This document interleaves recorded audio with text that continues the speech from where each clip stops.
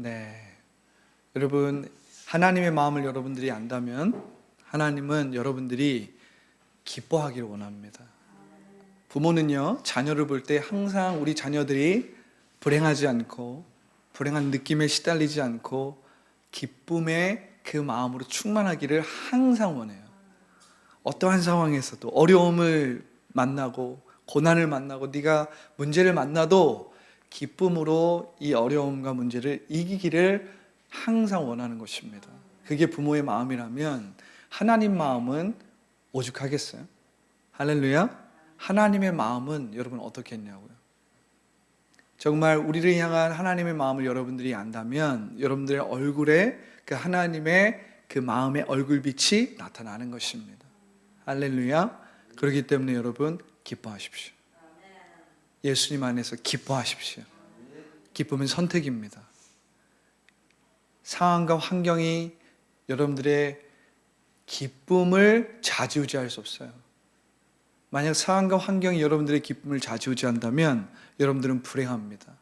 왜냐하면 상황과 환경에 따라서 여러분들의 운명이 결정되기 때문입니다. 그런데 여러분들이 예수님 안에서 기뻐하기로 선택한다면 더 이상 환경과 상황은 여러분들을 주장할 수도 없고 여러분들에게 어떠한 힘도 쓸 수 없는 것입니다. 기뻐하십시오. 예수님의 이름으로 기뻐하십시오. 할렐루야. 오늘 저는 여러분들과 함께 빌립보서 2장 5절부터 11절 말씀을 나누기 원합니다. 여러분, 우리가 저번 주에는 이 빌립보서 4장의 말씀을 통해서 기쁨의 서신, 빌립보서 4장 4절의 말씀을 통해서 주 안에서 기뻐하라, 내가 다시 말하노니 기뻐하라. 이 빌립보서는 이 옥중에서 사도 바울이 쓴 서신이지만 이 빌립보서의 이 별명은 뭐냐면 기쁨의 서신입니다. 어떻게 그럴 수 있을까? 이것을 우리가 저번 주에 나눴다면 오늘은 그 기쁨의 근원이 어디서 나왔을까? 사도 바울의 기쁨의 그 근원이 어디서 나왔을까? 오늘 이 말씀을 여러분들과 나누기를 원합니다. 할렐루야. 그래서 오늘 저는 여러분들과 함께 어떻게 우리는 하나님의 뜻을 이룰 수 있을까? 어떻게 우리는 하나님의 뜻을 이룰 수 있을까? 이 말씀을 빌립보서 2장 5절부터 11절의 말씀을 통해서 나누기를 원합니다. 할렐루야. 오늘 2장 5절에는 이렇게 기록되어 있습니다. 빌립보서의 핵심 구절이자 주제 구절이에요. 가장 중요한 구절이라고 말할 수 있습니다. 너희 안에 이 마음을 품으라 곧 그리스도 예수의 마음이니. 할렐루야. 여러분, 이 마음이라는 것은 대단히 신비하고 또한 대단히 우리가 예상할 수 없는 것입니다. 그리고 우리가 가늠하고 측량할 수 없는 영역입니다. 왜냐하면 마음이라는 것은 아주 무한한 가능성을 가졌기 때문에 그래요. 반대로 이야기하면 마음이라는 것은 이 무한한 가능성을 막을 수도 있습니다. 여러분, 주의 영이 우리 안에 거하신다면 우리의 마음에 있는 가능성이 얼마나 무한하겠어요? 한번 상상해 보십시오. 하나님의 영이 여러분들 마음에 거한단 말이에요. 여러분들의 마음이 하나님의 영의 처소라면 여러분들은 얼마나 무한한 가능성의 존재냔 말이에요. 할렐루야. 그런데 이 마음은 그렇게 무한한 가능성이 있는 신비한 영역이기도 하지만 반대로 모든 가능성을 막고 모든 가능성을 제한하는 영역이기도 합니다.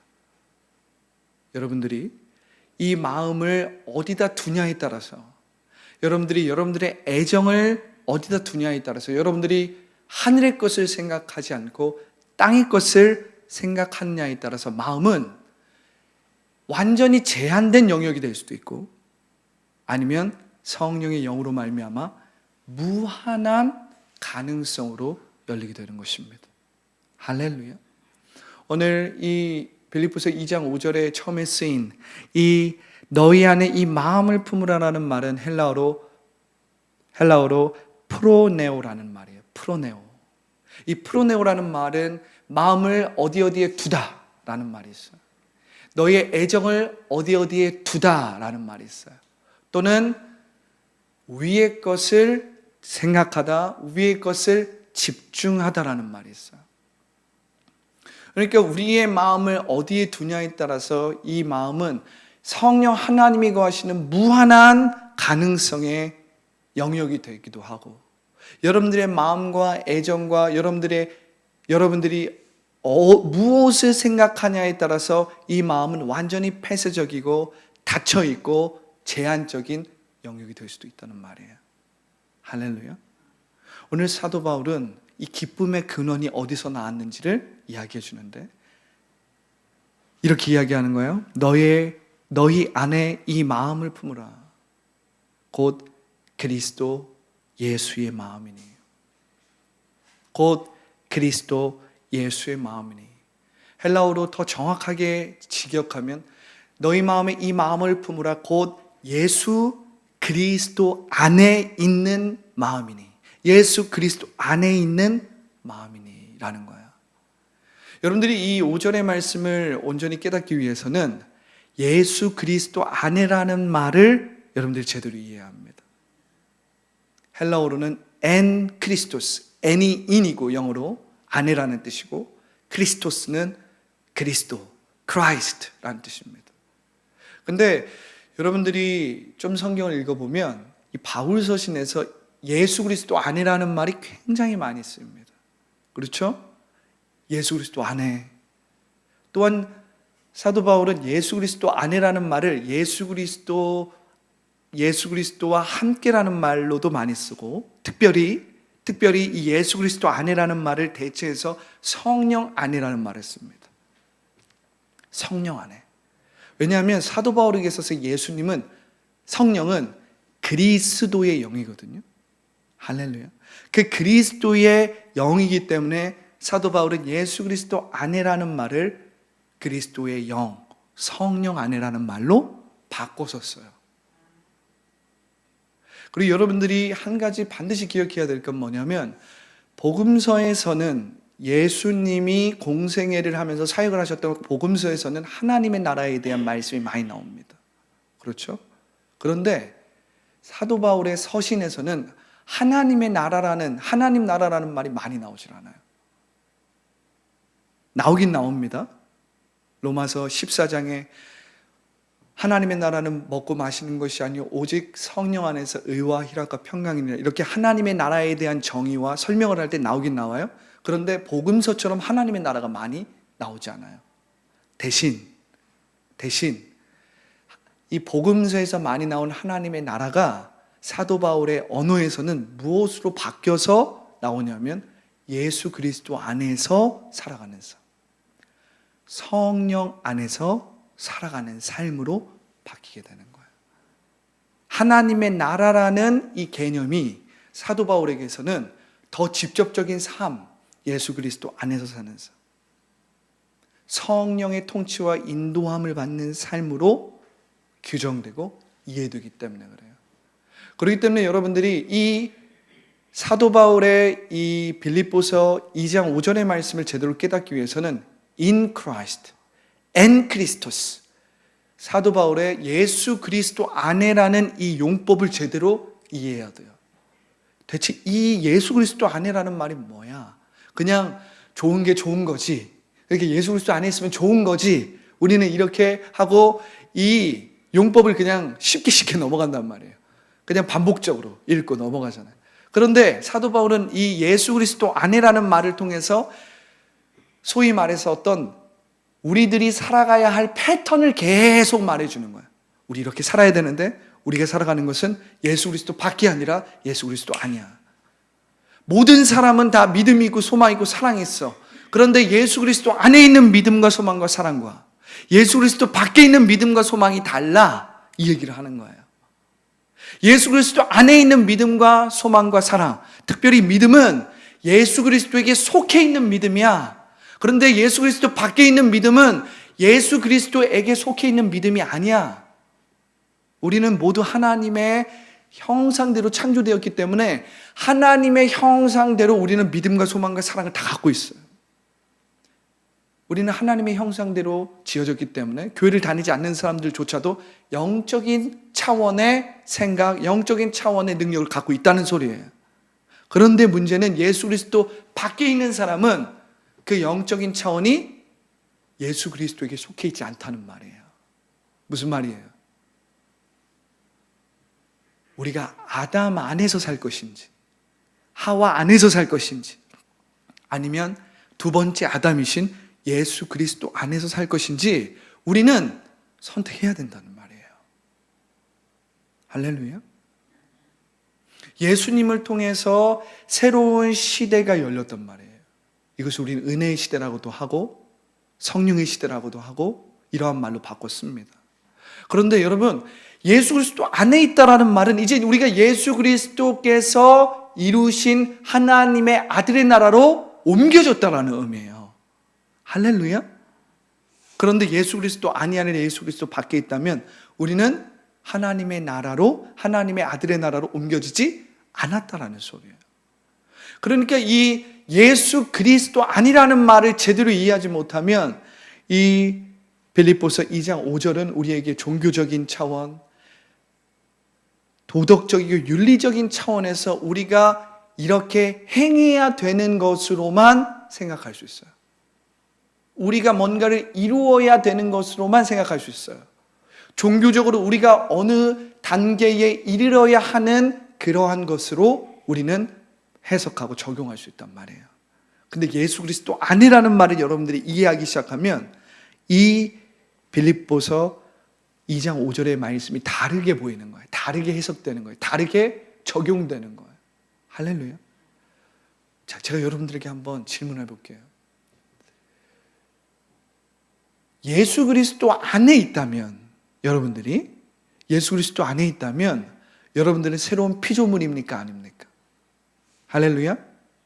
여러분들은 새로운 피조물이에요. 새로운 피조물이 되었다라는 것은 여러분들의 몸은 이 땅 가운데서 살아가지만 실제로 여러분들은 어디에 속해 있는 거예요? 그의 사랑의 아들의 나라에 속해 있는 거예요. 그의 사랑의 아들의 나라로 옮긴 바 된 것입니다. 할렐루야. 여러분, 이것은 주관적인 의미입니까? 객관적인 의미입니까? 할렐루야. 잘 배웠네요. 이건 주관적인 의미가 아니라 객관적인 의미예요. 그런데 문제는 우리는 이 예수 그리스도 안에 있는 이 삶을 우리의 주관적인 느낌과 주관적인 생각으로 판단하곤 합니다. 우리가 하나님의 자녀가 되었다면 여러분들은 여러분들의 생각과 감정에 상관없이 이제 여러분들의 시민권은 하늘에 있는 거예요. 여러분들의 신분은 하나님의 자녀인 거예요. 여러분들이 넘어졌어도 하나님의 자녀인 거예요. 할렐루야. 여러분들이 좀 부족해도 하나님의 자녀인 거예요. 왜냐하면 이것은 주관적인 사실이 아니라 객관적인 사실이기 때문에. 그렇기 때문에 여러분, 이 말씀을 여러분들이 주관적으로, 여러분들의 능력으로, 여러분들의 어떤 주관적인 감정과 능력과 여러분들의 도덕적인 어떤 퀄리티로, 어떤 그 능력으로 여러분들이 이 말씀을 적용하면 이 말씀은 그냥 종교적인 가르침밖에 되지 않아요. 그런데 이 말씀을 여러분, 예수님께서 십자가에서 이미 이루신 법적인 객관적인 진리로 받아들이기 시작하면 이 말씀은 완전히 다른 차원이 되는 것입니다.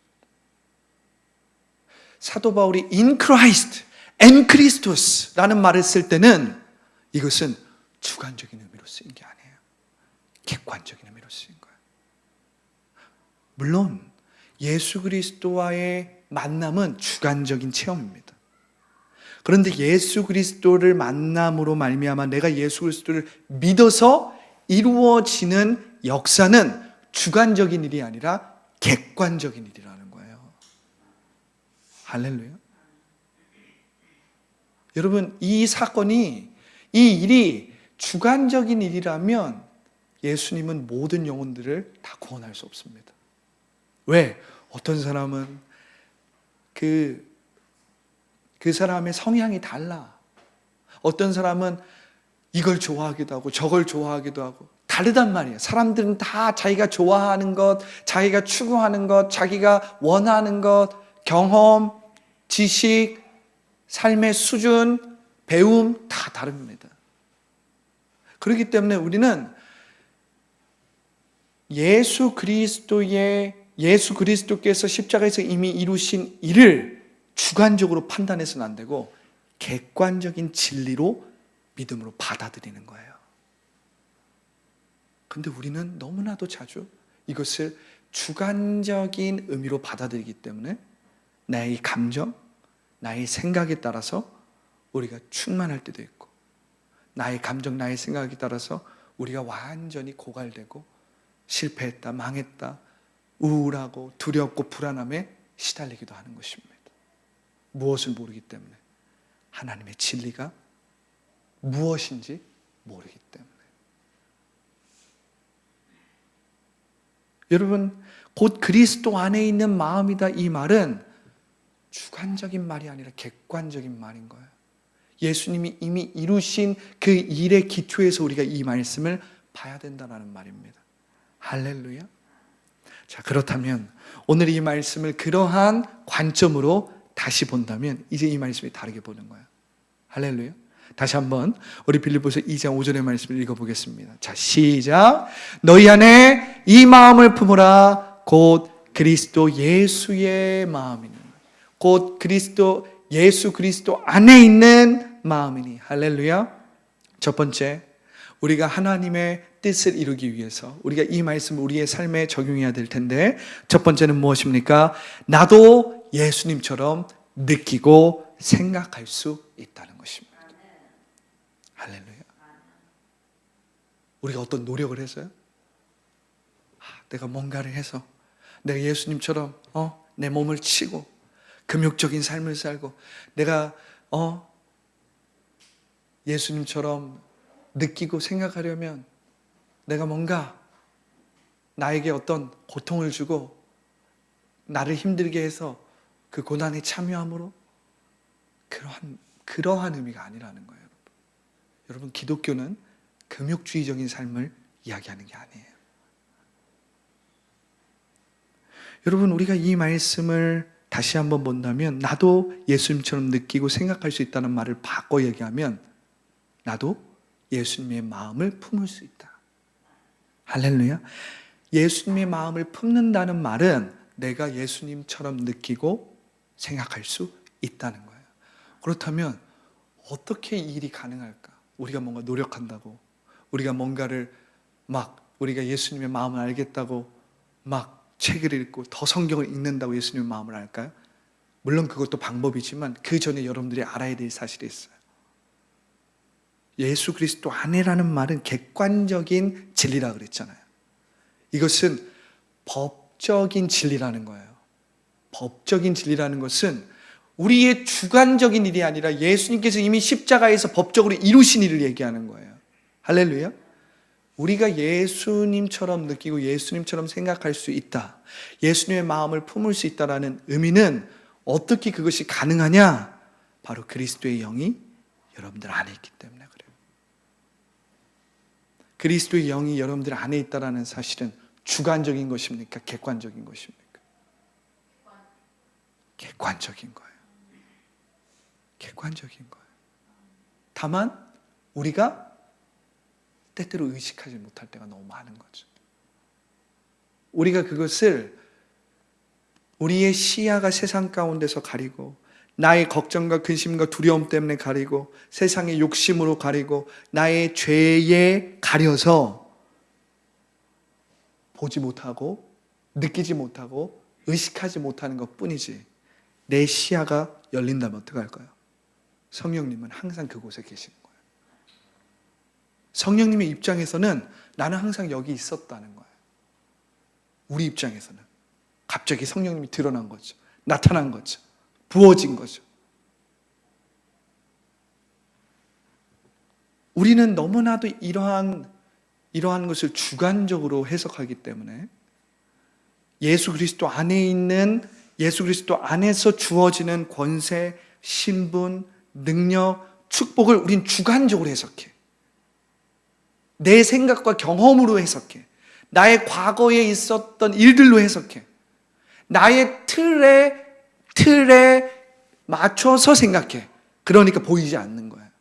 그런데 여러분, 하나님의 나라는 발견하는 것이지 갑자기 임하는 게 아니에요.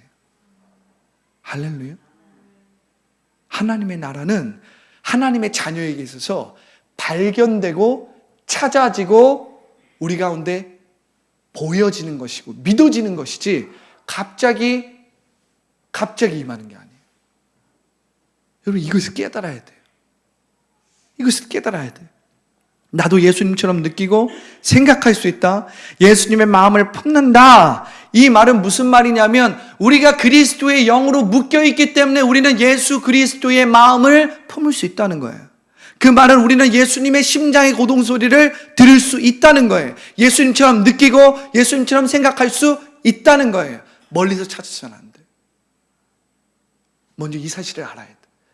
내 안에 성령이 계신다. 나는 성령으로 예수님과 묶여 있다. 나는 성령으로 예수님과 연결되어 있다. 할렐루야. 우리가 성령님께 겸손하게 우리의 마음을 열고 성령님을 인정하고 성령님께 우리의 모든 연약함을 드리고 성령님 앞에 나의 모든 죄를 고백하고 드러내고 우리가 성령님께 내 마음을 연다면 우리는 예수님의 마음을 느낄 수 있다. 예수님처럼 생각할 수 있다. 예수님의 마음을 품을 수 있다. 근데 우리는 이걸 너무 어렵게 생각하고 너무 주관적으로 생각해서 내가 기도를 더 많이 해서 내가 하나님의 말씀을 더 많이 읽어서 내가 더 이렇게 열심을 부려야지, 내가 더 이러한 사람이 돼야지로 생각해요. 그건 뭐예요? 주관적인 거죠. 내가 이미 예수 그리스도 안에 있다면 나는 뭐예요? 새로운 피조물이란 말이에요. 그럼 새로운 피조물이 되었다면 나는 이미 성령으로 말미암아 예수 그리스도와 묶여 있는 거예요, 여러분. 이 묶여 있음을 먼저 알아야 되는 거예요. 이걸 먼저 알아야 내가 누군지를 알고 내 신분이 누군지 알고 지금 현재 나의 상태가 무엇인지 안단 말이에요. 내가 해야 될 일은 뭐야? 내가 잃어버린 걸 다시 되찾아오는 거야. 내 시야가 가려져 있는 것을 걷어내고 봐야 되는 거예요. 할렐루야. 이것을 여러분들이 먼저 알지 못하면 여러분들은 끊임없이 다른 곳에서 뭔가를 찾고 있는 거예요. 다른 곳에서 뭔가를 찾으면서 이것이 왜 없지? 이것이 왜 일어나지 않지? 이러고 있는 거예요. 이건 객관적인 사실인데 나의 주관적인 경험과 주관적인 생각과 주관적인 느낌에 의존해서 막 찾고 있는 거예요. 이건 객관적인 사실인데. 할렐루야. 자, 두 번째는 무엇입니까? 두 번째는 나도 예수님처럼 살 수 있다.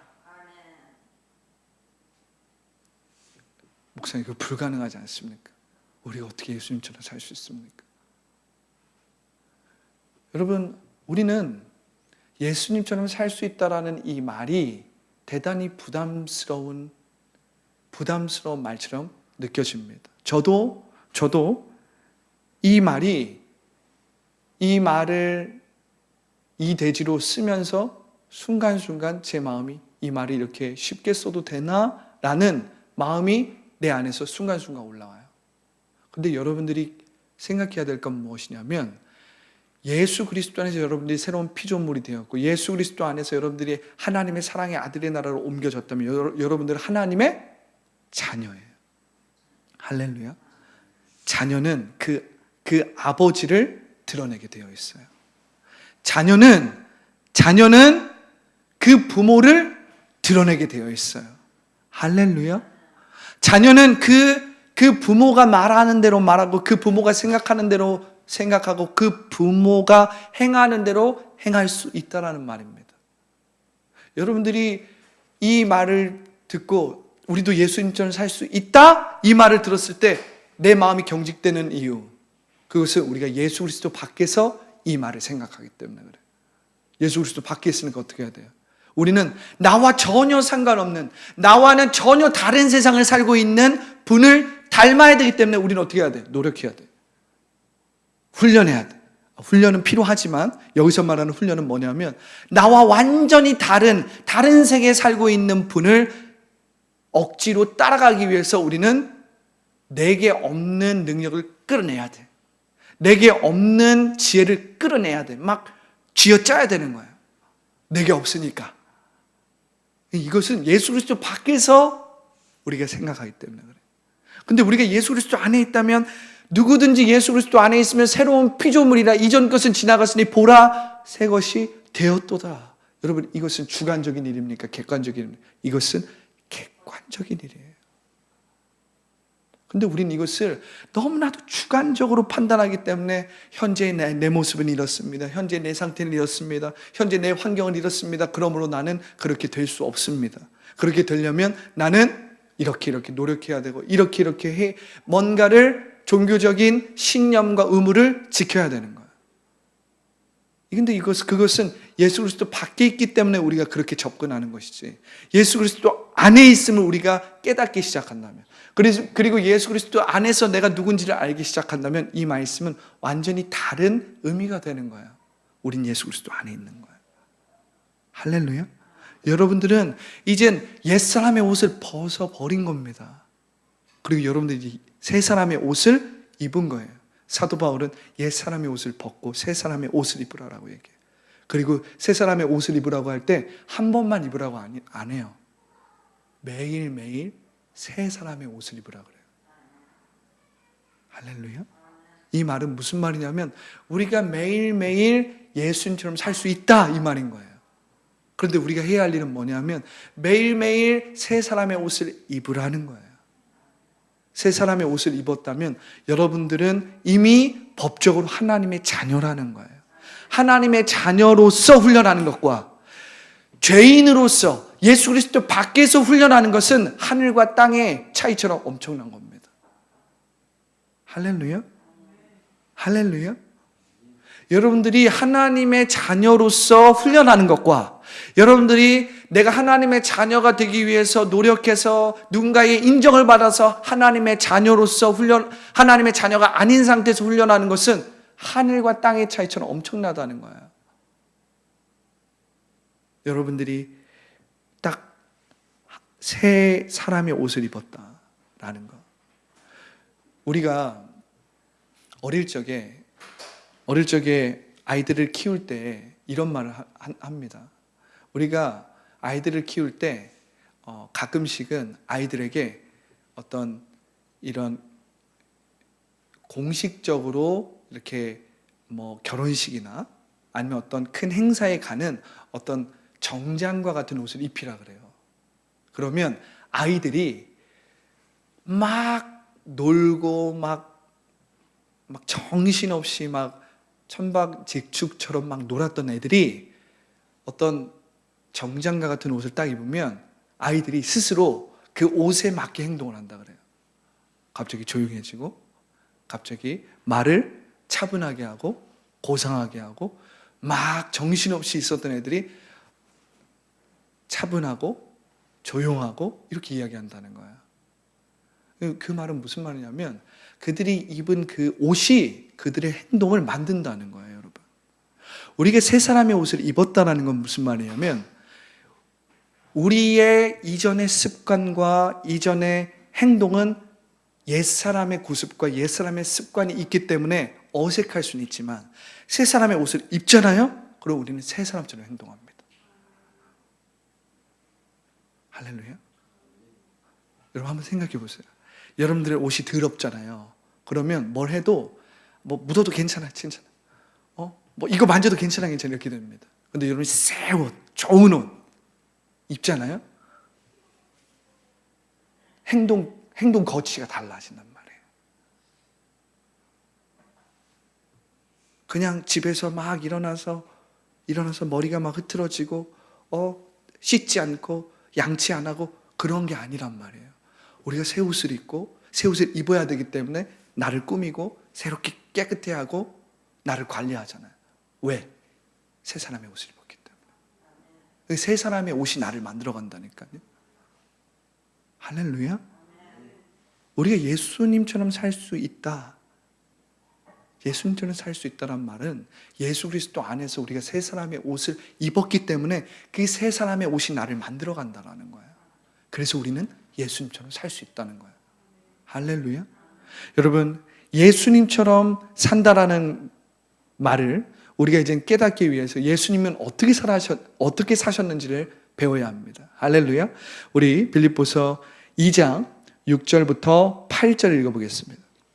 빌립보서 2장 6절부터 8절의 말씀. 자, 읽어보겠습니다. 자, 시작.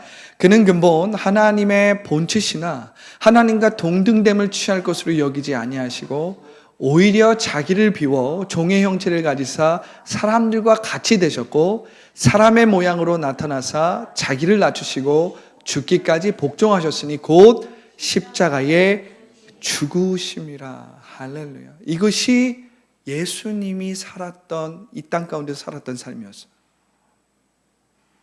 할렐루야. 우리가 예수님처럼 산다라고 했을 때 예수님은 어떻게 사셨는가? 예수님은 그는 근본 하나님의 본체였어요. 그분은 하나님이셨어요. 그런데 하나님과 동등됨을 취하지 않았어요. 그분 스스로. 오히려 그분은 자기를 비웠습니다. 그리고 종의 형체를 가지셨습니다. 그리고 사람들과 같이 되셨어요. 자기를 비하하셨어요. 자기를 비우셨어요. 자기 스스로 낮아졌어요. 그리고 8절에 보면 사람의 모양으로 나타나사 우리와 같은 고통과 눈물과 고통을 느끼십니다. 자기를 낮추시고 죽기까지 복종하셨으니 곧 십자가에 죽으시며. 이것이 예수님이 이 땅 가운데 살았던 삶입니다. 할렐루야. 그런데 이것은 예수님의 입장에서 말한 거예요.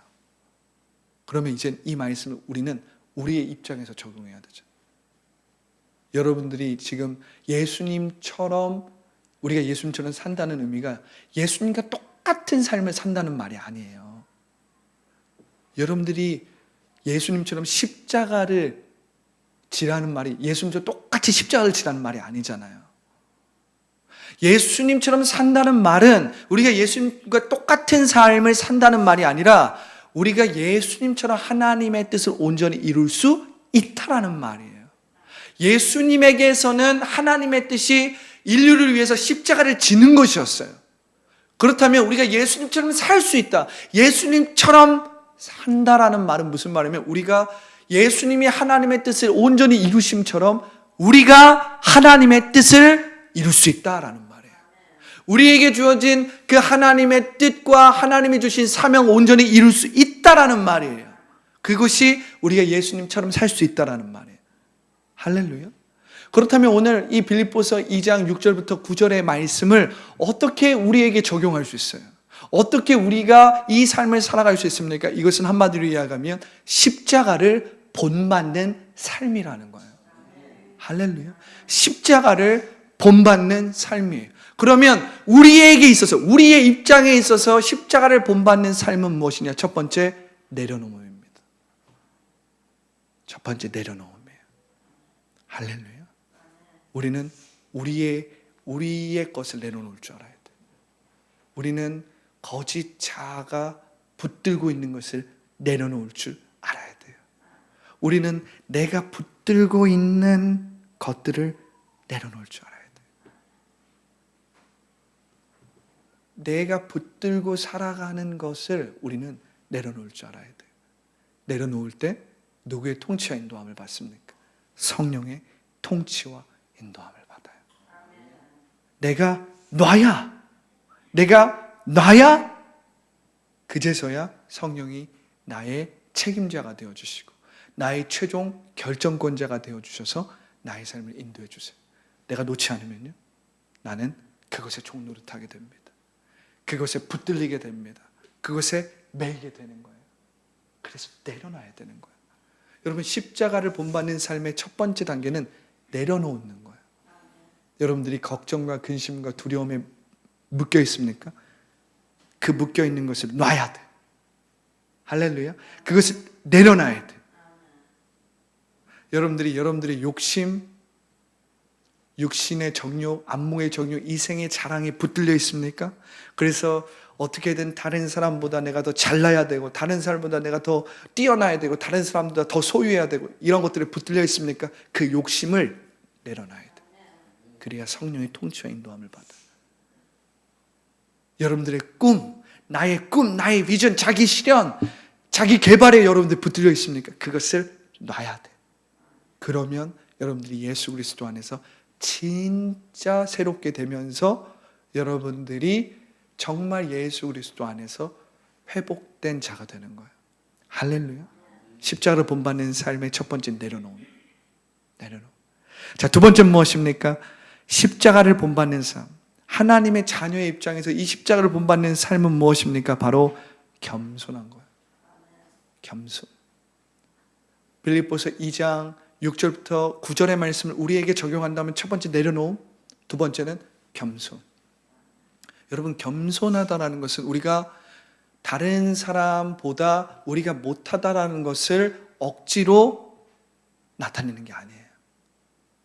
겸손하다라는 의미는 뭐냐면 나를 나타내기보다 예수 그리스도를 나타낸다는 거예요. 나를 나타내기보다 예수 그리스도를 나타내는 거예요. 할렐루야. 그러니까 나에게 집중되어 있는 것이 아니라 주님께 집중되어 있는 거예요. 그러니까 이 프로네오, 너희 안에 이 마음을 품으라, 이 프로네오라는 말이 뭐라고 그랬어요? 너의 마음을 어디에 두다, 너의 애정을 어디에 두다, 위의 것을 생각하다라는 거잖아요. 여러분들의 마음, 겸손하다는 건 뭐냐면 여러분들의 마음을 여러분들 자신에게 두는 것이 아니라 예수님께 두는 거예요. 그래서 겸손한 사람은 나를 나타내기보다 예수님을 나타내는 거예요. 예수님의 의를 나타내는 거예요. 자기의 의를 나타내기보다 예수님의 의를 나타내고 예수님께서 행하신 일을 나타내고 예수님이 누구신지를 나타내는 거예요. 이것이 겸손입니다. 우리가 십자가를 본받는 삶을 살아갈 때에 반드시 필요한 이 겸손, 주님을 나타내는 것. 할렐루야. 세 번째, 십자가를 본받는 삶의 세 번째는 무엇입니까? 최선입니다. 최선이에요. 최선을 다한다는 것입니다. 여러분, 우리가 최선을 다하기 위해서는 첫 번째는 나를 잊어버려야 돼. 나에게 매몰되고 나에게 집중되면 집중될수록 우리는 최선을 다하지 못합니다. 우리는 부족함에 시달려요. 우리는 부족함에 시달려요. 우리는 불확실한 것들로 인해서 두려움과 불안과 염려에 매이게 됩니다. 최선을 다하기 위해서는 먼저는 나를 잊어야 돼. 우리가 최선을 다하기 위해서는 현재에 집중해야 합니다. 미래에 어떤 일이 이루어지고 미래에 어떤 일을 달성하겠다라는 일도 잊어야 돼요. 최선을 다하기 위해서는 현재 내게 주어진 일을 바라보고 그 주어진 일에 최선을 다하는 거예요. 할렐루야. 이것이 우리가 십자가를 본받는 세 번째 방법입니다. 지금 현재의 나를 잊고 최선을 다하는 거예요. 과거를 바꿀 수 없습니다.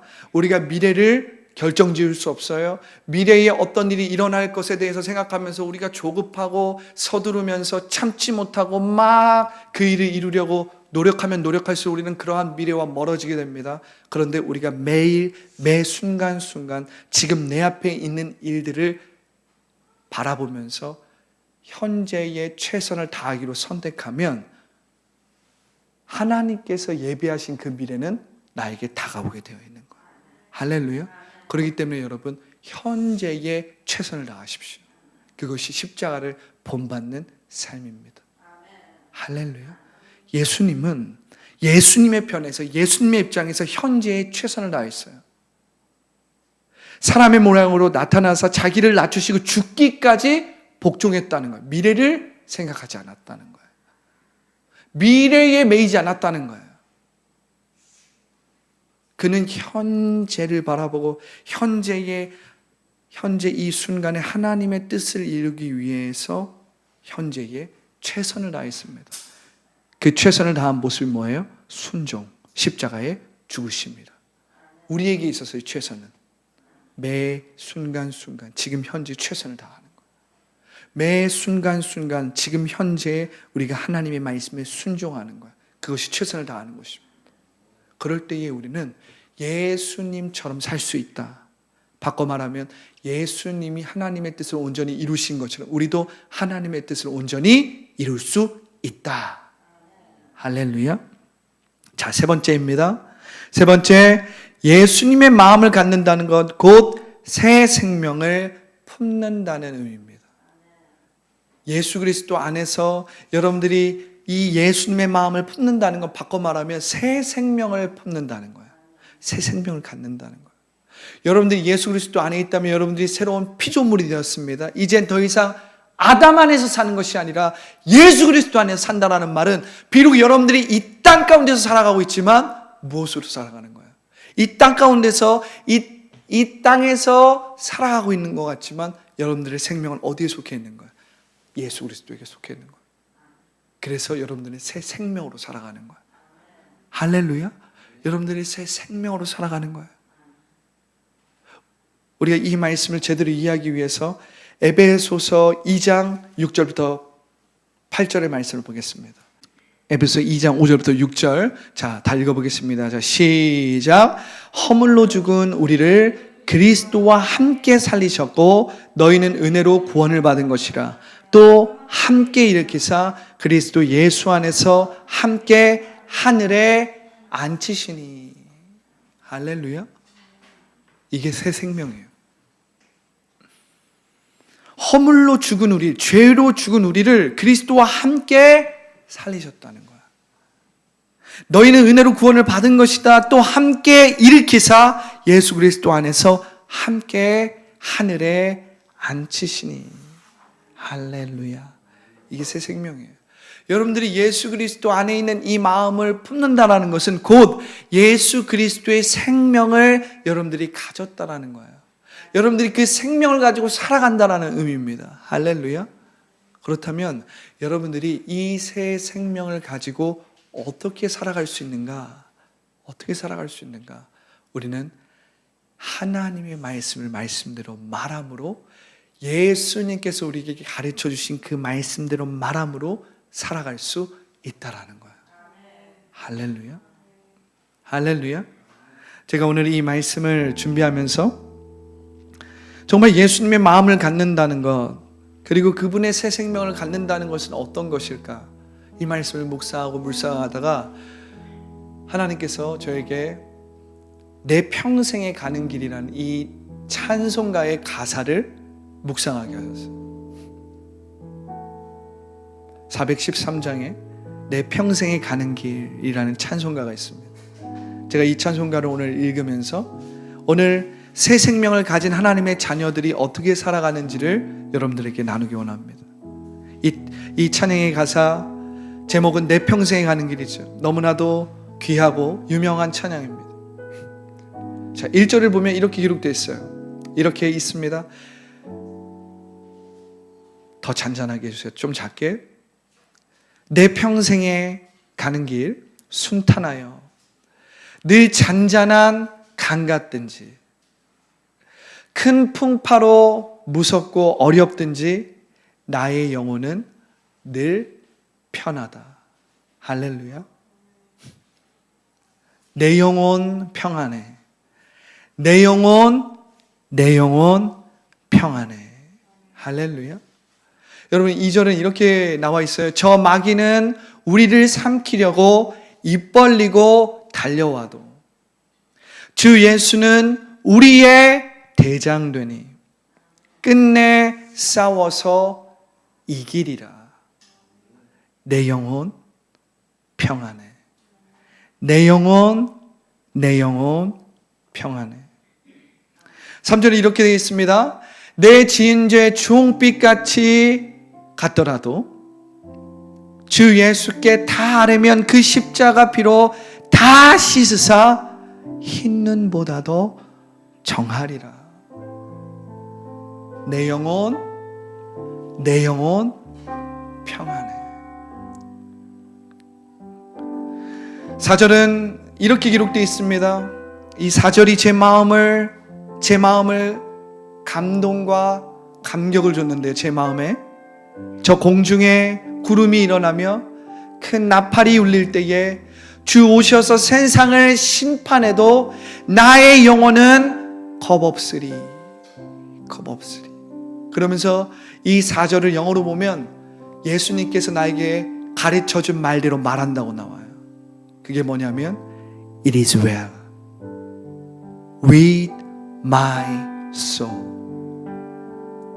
예수님께서 가르쳐준 그 말이 It is well with my soul이라는 거예요. 예수님께서 정말로 심판자로서 이 땅 가운데 오셔서 정말 오늘 이 4절의 가사처럼 저 공중에 구름이 일어나며 큰 나팔이 울릴 때에 주 오셔서 세상을 심판해도 나의 영혼은 겁없으리. 왜냐하면 우린 예수님이 가르쳐 주신 대로 말하고 생각하고 순종하기 때문에. It is well with my soul.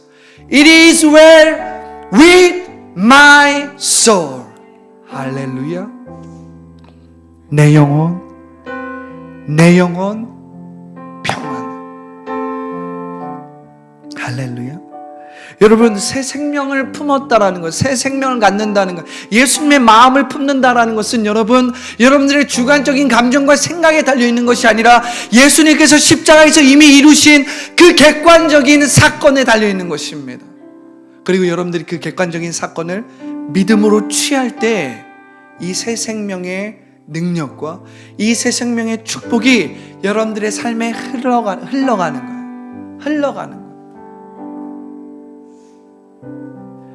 이 찬송가 413장의 말씀이 여러분들의 삶이 되고 여러분들의 삶의 능력이 되고 여러분들의 삶의 고백이 되는 거예요. 여러분,